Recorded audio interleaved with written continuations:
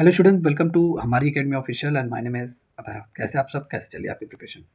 चलिए, आज का क्लास जो है वो आप सबके लिए इंपॉर्टेंट है, UP triple C assistant accountant student के लिए। बहुत सारे स्टूडेंट डेली बेसिस पे मैसेज करते हैं, कॉल्स करते हैं और उनका ये क्वेश्चन रहता है कि सर अब एग्ज़ाम करीब में आ गया है और कैसे तैयारी करें? अभी तक हमने इतना पढ़ा हुआ है और अब आगे कैसे कंटिन्यू करें? तो उसी को लेकर आज मैं यहाँ पे डिस्कस करने वाला हूँ। अब ये जो आपका एक हफ्ता बस आपके पास अब बचा हुआ है, जो भी अब आपके पास बचा हुआ है, ठीक है? इस 1 हफ्ते में आपको करना क्या है? क्योंकि देखिए, अब 1 हफ्ता मतलब आपके पास टोटल 6 दिन अब आपके पास टोटल है, सीधा-सीधा सैटरडे तक मानिए। और उससे पहले आपके जो भी जितना भी तैयारी होनी चाहिए, वो हो जानी चाहिए। तो इसे 1 हफ्ते में आपको करना क्या है? मोस्टली जब एग्ज़ाम हमारे करीब में आते हैं, तो हम लोग पढ़ने बैठते हैं। अभी आपको मालूम ही है कि ये इस एग्ज़ाम के लिए आपको लगभग 1 साल का समय मिला था, ठीक है? पिछले साल की ये वैकेंसी है, 1 साल बाद इसका एग्ज़ाम होने जा रहा है।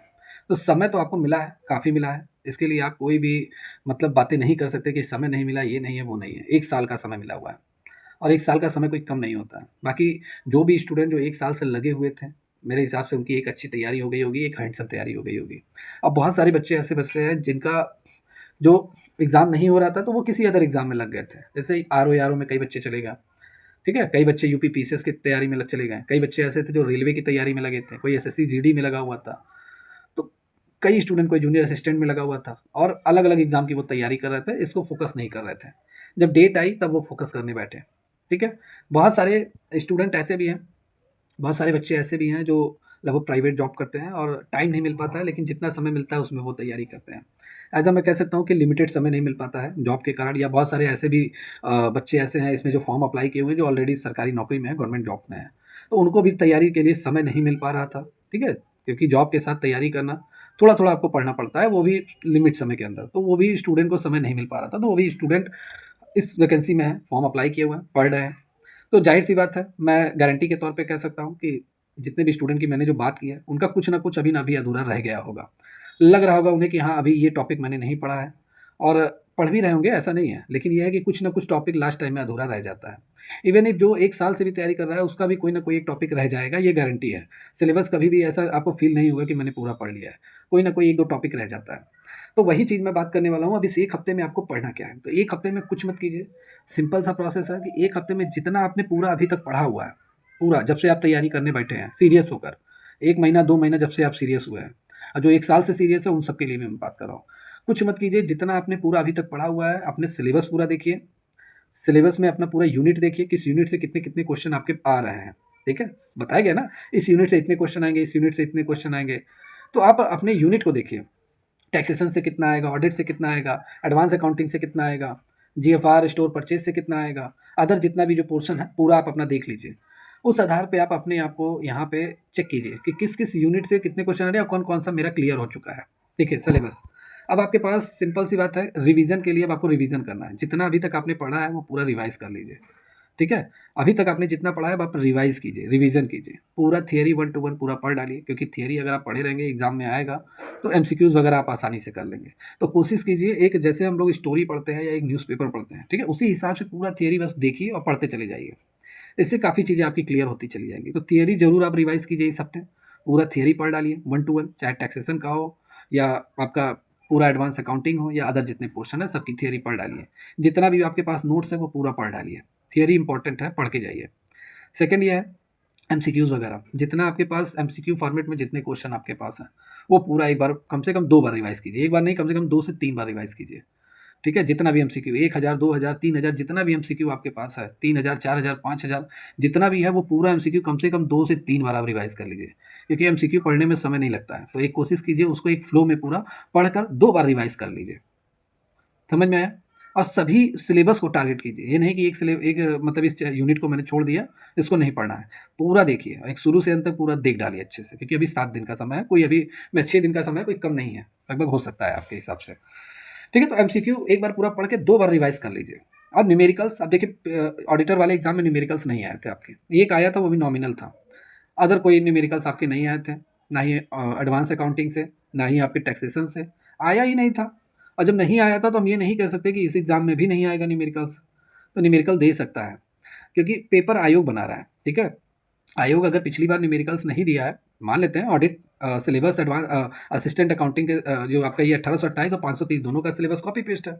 अब उसमें न्यूमेरिकल्स नहीं आया तो ये नहीं कहा जा सकता कि इसमें भी न्यूमेरिकल्स नहीं आएँगे। न्यूमेरिकल आ सकते हैं, आयोग दे सकता है। समझ में आया?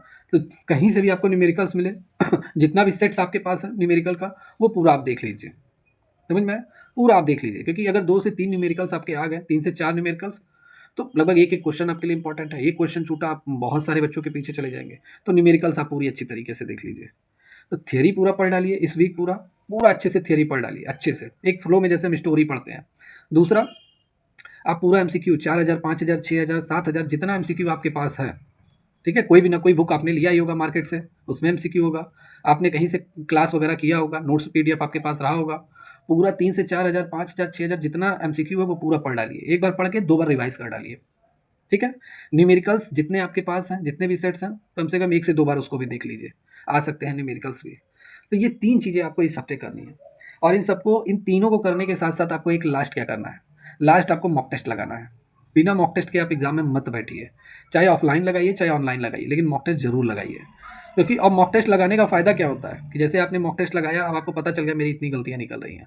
तो आप उसको दोबारा जब उसको डिटेल में आप पढ़ेंगे, आपको वो याद होगा। उसका सॉल्यूशन जब आप पढ़ेंगे तो सॉल्यूशन में बहुत सारा पॉइंट्स रहता है। उसको आप पढ़ेंगे तो उससे और भी सारी चीज़ें आपकी क्लियर होंगी कि मैंने थियरी में ये पढ़ा हुआ है। तो ज़ाहिर-सी बात है, सॉल्यूशन जब आप पढ़ेंगे तो आपको थियरी पोर्शन आपका याद होगा कि मैंने थियरी में इतना मैंने पढ़ा हुआ है, ठीक है? तो एक हिसाब से पूरा मॉक टेस्ट आप जितना ज़्यादा से ज़्यादा हो सके उतना मॉक टेस्ट आप लगा लीजिए इस हफ्ते। कोशिश कीजिए डेली कम से कम 2 से 3 मॉक टेस्ट डेली लगाइए। 3 मॉक टेस्ट कम से कम लगाइए पर डे हिसाब से, और 6 दिन के हिसाब से मेरे हिसाब से 18-20 मॉक टेस्ट आप आसानी से लगा सकते हैं। अगर आपके पास और भी क्षमता है तो 5-5 मॉक टेस्ट लगाइए। जितना मॉक टेस्ट लगाएँगे, मॉक टेस्ट मतलब एमसीक्यू टेस्ट, उतना आपका क्लियर होता जाएगा। तो मॉक टेस्ट ज़रूर लगाइए, ठीक है? लास्ट टाइम में बस आपको इतना ही करना है। और बाकी आप जितने भी स्टूडेंट जो इस क्लास को देख रहे हैं, आप लोग इधर-उधर भटकना बंद कीजिए। जितना कंटेंट अब आपके पास है बस उसको पूरा पढ़ डालिए, ठीक है? अच्छे से। ये नहीं कि मैं अब ये यहाँ से पढ़ लूँ, वो यहाँ से पढ़ लूँ, अब मार्केट से ये बुक ले आऊँ, वो ले आऊँ। जितना आपके पास है उतना पूरा आप अच्छे से रिवाइज़ कर डालिए, जितना मैंने आज बात किया हुआ है, इतना पूरा आप कर लीजिए। और लास्ट टाइम में यही करना ही पड़ेगा, ठीक है? और अलग से क्या आप करने जाएँगे, समझ में आया? तो ये पूरा आप देख लीजिए। और भी अगर मैं सीरियसली बात कर रहा हूँ, जितने भी स्टूडेंट मॉक टेस्ट जो लोग अभी नहीं जॉइन किए हुए, मॉक टेस्ट ज़रूर जॉइन कर लीजिए। इस हफ्ते ये 40, जैसा आपको स्क्रीन पे दिखाई दे रहा है, ये 40 मॉक टेस्ट आप ज़रूर लगा लीजिए। देखिए, ये मॉक टेस्ट की खासियत मैं बता दूँ, इसमें 4000 क्वेश्चन है, और 4000 क्वेश्चन मिक्सिंग नहीं है, जैसा आपका मिक्स क्वेश्चन है सभी सिलेबस मिला के। ये स्पेसिफ़ाई मतलब एक-एक चैप्टर को टारगेट करके बनाया गया है। जैसे जीएफआर के 150 क्वेश्चन आपको मिल जाएँगे। जनरल फाइनेंशियल रूल्स के आपको स्टोर परचेज़ के 100 क्वेश्चन मिल जाएँगे। रेक्टिफिकेशन ऑफ एरर के भी आपको लगभग अच्छे-अच्छे क्वेश्चन मिल जाएँगे। तो टोटल 4000 क्वेश्चन आपके एग्ज़ाम में आना है, 100 क्वेश्चन, और टोटल 4000 क्वेश्चन है। यूपी जीके भी है, कंप्यूटर भी है, इंपॉर्टेंट क्वेश्चन के सेट्स हैं, तो अच्छे से इसको पूरा लगा लीजिए। इसके साथ मैं एक ई-बुक प्रोवाइड करा रहा हूँ, ई-बुक ज़रूर पढ़ लीजिए। 8100 क्वेश्चन है, वन लाइनर फॉर्मेट में, एमसीक्यूज़ फॉर्मेट में, इसको आप अच्छे से पूरा पढ़ लीजिए। कोशिश कीजिए ये ई-बुक है, ये अच्छे से 8100 क्वेश्चन 3 से 4 बार आप रिवाइज़ कर लीजिए, ठीक है? ये पूरा आप कर लीजिए। इन सबके साथ-साथ जो मैंने जीएसटी का सेक्शन और इनकम टैक्स का सेक्शन जो मैंने यूट्यूब पे कराया हुआ है, वो पूरा सेक्शन की क्लास देख लीजिए, ठीक है? और मॉक टेस्ट जो लोग नहीं जॉइन किए हैं, तुरंत जॉइन करके इसको लगाना आज ही से स्टार्ट कर दीजिए। क्योंकि ये पूरा 40 सेट आप लगाएँगे, काफ़ी बूस्ट आपको होगा। बहुत सारे डाउट आपके क्लियर होंगे, ठीक है? तो कहना यही था कि लास्ट टाइम में आपको करना क्या है, तो अगर आप इन चीज़ों को कर रहे हैं, जो मैंने आज डिस्कस किया है, तो मेरे हिसाब से बेटर रिज़ल्ट आपका हो सकता है, ठीक है? बाकी जितने भी स्टूडेंट जो इस क्लास को देख रहे हैं और कुछ और भी पूछना चाहते हैं, तो कमेंट बॉक्स में आप टाइप कर दीजिए, और वो मैं आपको जानकारी दूँगा, ठीक है?